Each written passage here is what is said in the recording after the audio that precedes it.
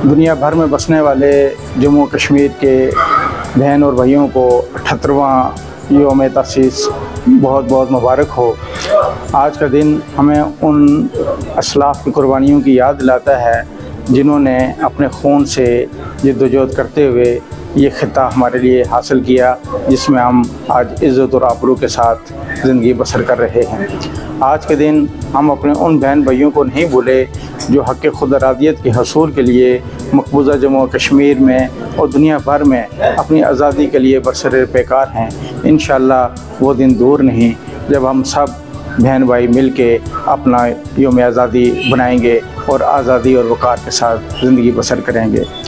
जम्मू कश्मीर में बसने वाले कश्मीरी वो लोग हैं जिन्होंने क़याम पाकिस्तान से कबल ही अपनी मंजिल का फ़ैसला कर लिया था, यानी 19 जुलाई 1947 को उन्होंने पाकिस्तान में शामिल होने का फ़ैसला कर लिया था।